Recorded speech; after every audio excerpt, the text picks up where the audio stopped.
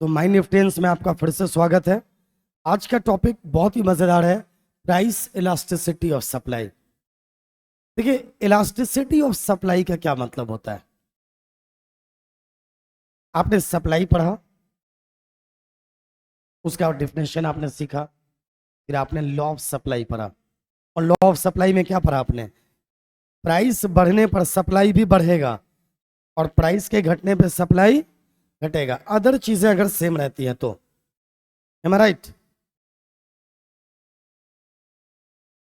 मतलब ये हुआ, इसी को हम लॉ ऑफ सप्लाई कहते हैं। तो अगर हमें ये जानना हो कि कितना प्राइस बढ़ने पर कितना सप्लाई बढ़ेगा और कितने प्राइस को घटने पर कितना सप्लाई घट जाएगा, अगर हम इस बात को जानना चाहते हैं तो हम इसे ही इलास्टिसिटी ऑफ सप्लाई कहते हैं। जब सप्लाई के बढ़ने और घटने के बहुत सारे फैक्टर्स होते हैं, लेकिन अगर प्राइस फैक्टर की वजह से ये बढ़ रहा है, घट रहा है, तो हम इसे प्राइस इलास्टिसिटी ऑफ सप्लाई कहेंगे। समझिए, पहले एक बात आराम से समझ लीजिए। देखो, जब भी कभी इलास्टिसिटी ऑफ डिमांड या इलास्टिसिटी ऑफ सप्लाई लिखा हो, बट ये ना लिखा हो कि कौन सा वाला है। जैसे कि आपने देखा, इलास्टिसिटी ऑफ डिमांड को देखा आपने, तो मैंने पहले के लेक्चर में भी कहा है कि देखो, supply, factors affecting supply, law of supply, exceptions of law of supply या इलास्टिसिटी ऑफ सप्लाई, इन सभी टॉपिक को पढ़ने से पहले एक बार आपको इसी का डिमांड वाला टॉपिक मौजूद है, आप उसे पढ़ लीजिए, है ना। उसको पढ़ने के बाद इसे समझना बिल्कुल आसान हो जाता है, एकदम आसान हो जाएगा। फिर आपके लिए ये टफ रहेगा ही नहीं। तो इलास्टिसिटी ऑफ डिमांड के बारे में अगर क्लियर ना हो कि कौन सा इलास्टिसिटी है, तो हम क्या मानते हैं? प्राइस। तो priority will be given to price factor always. अगर कुछ इंफॉर्मेशन ना दिया जाए तो प्राइस फैक्टर को प्रायोरिटी देंगे। अगर सीधे इलास्टिसिटी ऑफ डिमांड या इलास्टिसिटी ऑफ सप्लाई लिखा हो तो समझ जाओ फैक्टर क्या है? प्राइस है। क्योंकि अदर फैक्टर की वजह से भी डिमांड या सप्लाई में परिवर्तन आता है।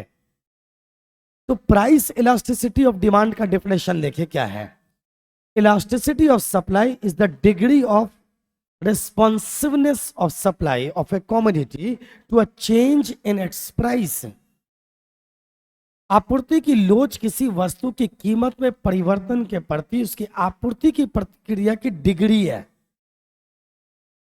मतलब कितना प्राइस बढ़ने पर कितना प्राइस बढ़ा। देखिए, मैं आपको लॉ ऑफ डिमांड और लॉ ऑफ सप्लाई तो बता चुका। अगर आपको इलास्टिसिटी ऑफ डिमांड समझना है तो कितना प्लस लॉ ऑफ डिमांड कर दो, मतलब कितना प्राइस बढ़ने पर कितना डिमांड घट जाएगा, या कितने प्राइस के घटने पर कितना डिमांड बढ़ जाएगा। इसी की जांच को क्या बोलते हैं? इसके डिग्री, वो जो कितना, इसको जांचना या इस पर क्या इंपैक्ट हुआ, इसी की पहचान करना क्या है? इलास्टिसिटी ऑफ डिमांड है। ठीक उसी तरह से कितना प्राइस बढ़ने पर कितना सप्लाई बढ़ गया, उसका डिग्री जांचना, और कितने प्राइस के घटने पे कितना सप्लाई घट गया, इसी की जांच। देख रहे हो, इसी की जांच क्या है? इलास्टिसिटी ऑफ सप्लाई है। तो आप ये कह सकते हो कितना plus law of supply is equal to elasticity of supply. याद रहेगा? लॉ मतलब लॉ ऑफ सप्लाई तो सबको याद रहता है। प्राइस और सप्लाई में कैसा संबंध होता है? सीधा। प्राइस और डिमांड में उल्टा। यस या नो? अब इलास्टिसिटी ऑफ सप्लाई अगर समझ में आ गया हो तो आइए, degrees of elasticity of supply 5। जैसा कि आप डिग्री आपने 5 पढ़ा, कहां पर 5 डिग्री कहां पर आपने? इलास्टिसिटी ऑफ डिमांड में, याद है? परफेक्टली इलास्टिक, उसके बाद पढ़ा आपने हाईली इलास्टिक, फिर इलास्टिक, उसके बाद लेस इलास्टिक या इन इलास्टिक, और फिर आपने पढ़ा परफेक्टली इन इलास्टिक। सेम चीज यहां भी है, वहां से डिमांड हटाओ और सप्लाई ले आओ, दैट्स ऑल। चलिए आइए देखते हैं क्या है परफेक्टली इनएलास्टिक सप्लाई। पहले इनएलास्टिक से ही आता है, परफेक्टली इनएलास्टिक। इसको समझने से पहले फिर मैं आपको यहां पे लेके आता हूं, रुको ध्यान दो। पहले बीच का तीन समझो, परफेक्टली ऊपर और परफेक्टली इनएलास्टिक और परफेक्टली इलास्टिक, ऊपर नीचे को छोड़ो। बीच से स्टार्ट करते हैं, इलास्टिक, उसके जस्ट ऊपर हाईली इलास्टिक, उसके जस्ट नीचे लेस इलास्टिक। बीच में क्या रखा हमने, बीच में क्या रखा बोलो, बोलिए, ध्यान से देखिए। बीच में रखा हमने इलास्टिक, ध्यान, बीच में क्या रखा, इलास्टिक। इसके ऊपर रखो हाईली इलास्टिक, ध्यान से देखिएगा। नीचे रखो लेस इलास्टिक।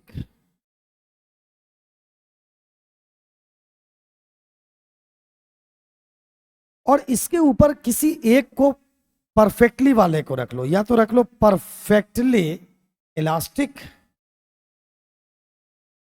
और यहां लिख लो परफेक्टली इनएलास्टिक। ये और ये को इसको छोड़ो तो सबसे बीच में क्या है, इलास्टिक, उसके ऊपर क्या है, हाईली इलास्टिक, और उसके नीचे क्या है, लेस इलास्टिक। मैं चाहूंगा पहले इस तीन को समझो। कौन से तीन को, ध्यान से देखिए, आप इस तीन को पहले कंफर्म कीजिए, इलास्टिक, फिर बात करेंगे हाईली इलास्टिक, फिर लेस इलास्टिक, उसके बाद बात करेंगे इसकी और फिर बात करेंगे इसकी। तो फर्स्ट ऑफ ऑल हम इलास्टिक समझते हैं। देखिए प्राइस में होने वाले चेंज में जितना परसेंट प्राइस में चेंज होगा उतना ही परसेंट अगर सप्लाई में चेंज हो जाए तो इसे क्या बोलेंगे, इलास्टिक बोलेंगे। मतलब अगर 10% प्राइस बढ़ा तो सप्लाई भी 10% बढ़ा। ध्यान से समझिए मैं क्या कह रहा हूं, प्राइस में होने वाला चेंज और सप्लाई में होने वाला चेंज बराबर जा रहा है तो that is called elastic. Done, बीच वाला, सबसे बीच में, मतलब 10% अगर प्राइस बढ़ा तो सप्लाई भी 10% बढ़ा। ठीक उसी तरह से ऑन द अदर हैंड अगर 10% प्राइस घटा तो सप्लाई भी 10% ही घटा, न ज्यादा न कम, सबसे बीच में, that is elastic. Highly elastic मतलब क्या, प्राइस में होने वाले चेंज से सप्लाई में होने वाला चेंज ज्यादा है। मतलब प्राइस में होने वाला जो चेंज का डिग्री है ना, उसकी कंपैरिजन में सप्लाई के चेंज में, सप्लाई में होने वाले चेंज का डिग्री ज्यादा है। चेंज बढ़ने पर भी होता है और चेंज घटने भी होता है, point to be noted. Maximum बच्चे यहां पर आके कंफ्यूज होते हैं, ध्यान से समझिए। प्राइस आपने बढ़ाया 10% लेकिन सप्लाई बढ़ गया 15%, ये क्या है, रिजल्ट राइट हैंड साइड ज्यादा तो हाईली, राइट हैंड साइड कम तो लेस, हाई लेस। समझ में आई बात, बीच वाला तो पहले मैंने बता दिया, दोनों तरफ बराबर तो इलास्टिक।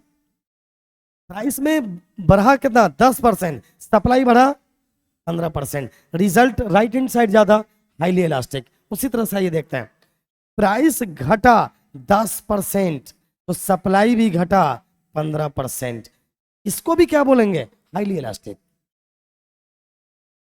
रिजल्ट इधर का ज्यादा, this is called highly elastic. समझ में आ रही बात। अब लेस इलास्टिक पे आता है। लेस इलास्टिक क्या है भाई, प्राइस में होने वाले चेंज से सप्लाई में होने वाला चेंज कम हो तो इसे लेस इलास्टिक या इन इलास्टिक बोलते हैं। एग्जाम्पल समझिए, प्राइस आपने बढ़ाया 10% बट सप्लाई बढ़ा 8%, इधर का रिजल्ट कम है ना, अरे बोलो हाँ या ना, दिस इज लेस इलास्टिक या इन इलास्टिक। उसी तरह से प्राइस, देखो एक बात बताता हूं, प्राइस बढ़ने को भी चेंज कहते हैं, घटने को भी चेंज कहते हैं, है ना।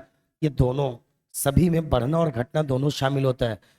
रीजन चेक करना है, या तो प्राइस तुमने घटाया 10% तो सप्लाई घटा कितना परसेंट,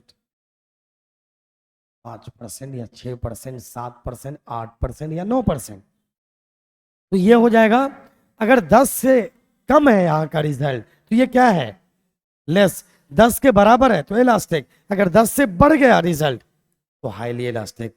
याद रहेगा। तो ये तीनों चीजें आपको समझ में आ गई होगी। अब हम परफेक्टली पर आते हैं, तो अब आपको चीजें समझ में आएंगी, प्रॉब्लम नहीं है। अब चले चलिए ध्यान से देखिए। अब याद रखिए, राइट हैंड साइड का रिजल्ट बराबर है तो इलास्टिक, राइट हैंड साइड का रिजल्ट ज्यादा है तो हाईली इलास्टिक, कम है तो लेस इलास्टिक। अब हम लोग चेक करेंगे what is perfectly elastic and perfectly inelastic. चलिए चेक करते हैं। फाइनली हम लोग आगे की तरफ मूव करते हैं। Perfectly inelastic supply when there is no change in quantity supplied in respect to a change in its price. मतलब कह रहा है कि जब प्राइस में होने वाले चेंज से सप्लाई में कोई परिवर्तन ही ना हो, नो चेंज। हम लोग तो इससे पहले चेंज कर रहे हैं ना।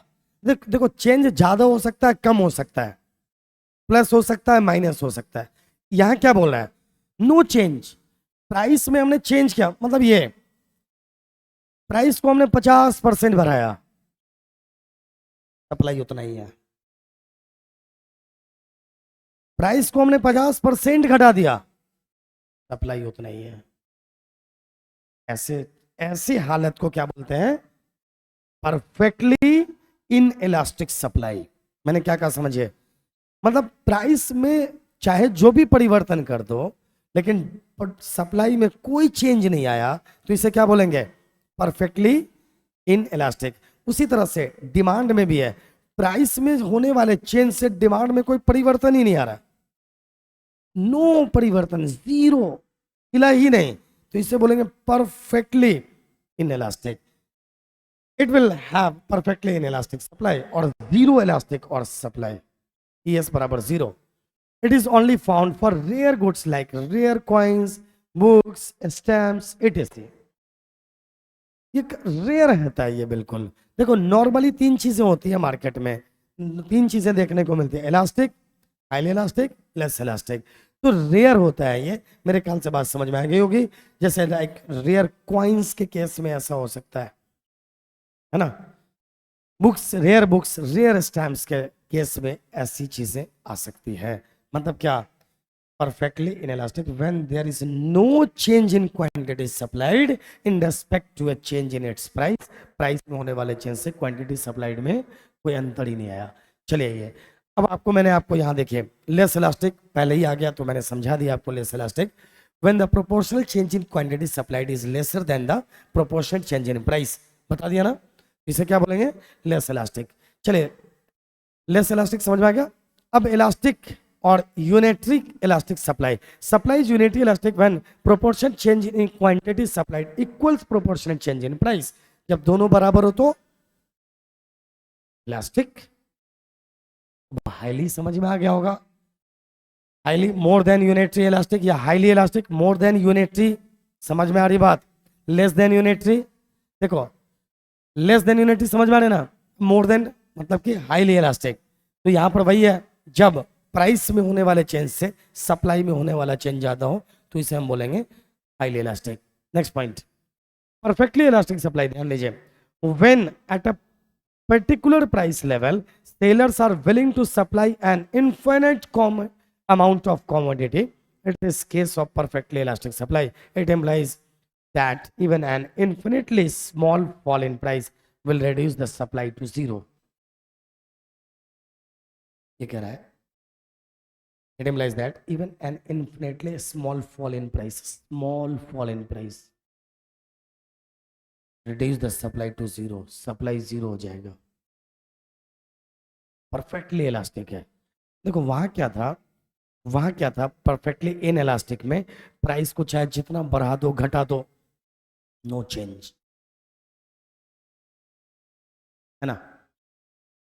मतलब मान लो एक इंसान है, उसको चाहे जितनी भी पिटाई कर दो, मतलब पिटाई का सेंस नेगेटिव नहीं, पॉजिटिव, उसको चाहे जितना परेशान करो। अब कोई बच्चा पढ़ाई कर रहा है तो यूं हिलाओ, आगे करो, पीछे करो, नो रिएक्शन, बैठा रहे।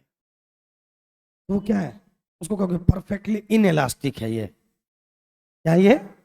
वो परफेक्टली इन इलास्टिक है, ये मूव भी नहीं कर रहा है। आपके एक्शन का उस पर कोई रिएक्शन नहीं है। और परफेक्टली इलास्टिक कौन है? पूरा सा एक्शन, बहुत बड़ा रिएक्शन। समझे? प्राइस को हल्का सा चेंज करो, सप्लाई जीरो। नहीं समझे? जैसे किसी को तुमने हल्का सा टच किया और एकदम से कर, क्यों क्यों ऐसे कर रहे हो? नहीं समझे? एक वो कि हल्का सा बस तुमने कुछ बताने के लिए उसको टच किया, सीधे मुड़ा, क्या बात है, क्यों ऐसे कर रहे हो, क्यों हो रहा है ये? इसको क्या बोलेगा यार, तुम कौन हो? तुम परफेक्टली इलास्टिक पर्सन हो। कौन हो तुम? यू कैन से तुम कौन हो? परफेक्टली इलास्टिक पर्सन हो तुम। ठीक है ना। अब एक इंसान है, कोई फ्रेंड है, आपका क्लास साथी है, बैठा है, आप उसको यूं हिला रहे, कुछ भी कर रहे हैं, वो स्टेबल होकर पढ़ाई कर रहा है या मूवी देख रहा है तो देख ही रहा है, तो आप उसको क्या बोलोगे? तुम परफेक्टली इनइलास्टिक हो।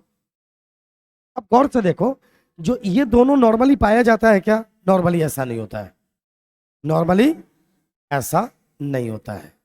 तो गौर कीजिए, लेकिन फिर भी एक कंसेप्ट है। तो नॉर्मली बीच की तीन चीजें होती है। मुझे लगता है आप सभी को इसके बारे में 100% समझ में आ गया होगा।